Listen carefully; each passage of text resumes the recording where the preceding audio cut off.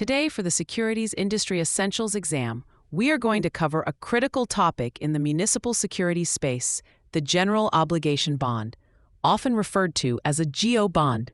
These are a major type of municipal debt, and understanding how they work is essential for the test.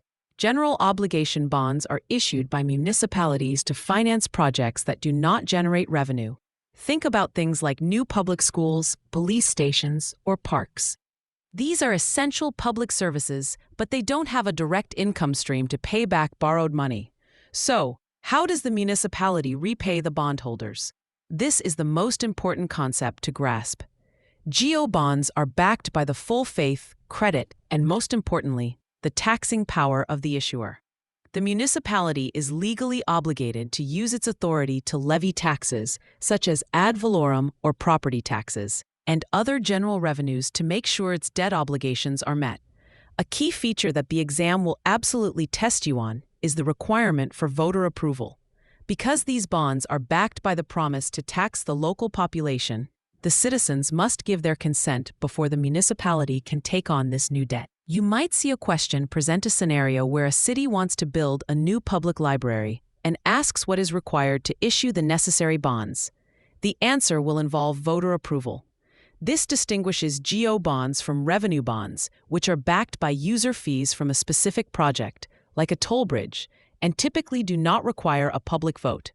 Remember the simple phrase, GO bonds need the voters' go ahead. This little mnemonic directly links the name of a bond to its most unique requirement and will help you instantly recall this fact during the exam.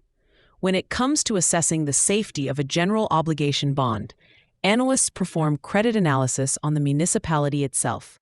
The exam will test your knowledge of what factors are relevant here. You need to think like a lender, evaluating the borrower's overall financial health. Analysts look at the size and diversity of the tax base. A city with a mix of industries and high property values is a safer bet than one reliant on a single factory that might close down. They examine the municipality's tax collection record, as a history of successful tax collection shows a stable revenue stream. They also consider the demographic makeup of the community, including population growth, per capita income, and unemployment rates, as these factors indicate the residents' ability to pay taxes. One of the most common traps on the exam is confusing the credit analysis factors for GO bonds with those for revenue bonds. A question might ask which factor is least important when analyzing a GO bond and include an answer like competing facilities or a feasibility study. These are critical for a revenue bond, which depends on a single project's success, but they are not the primary focus for a GO bond. For a GO bond, you are concerned with the overall economic vitality of the entire community. Another area to watch for is the concept of debt limits.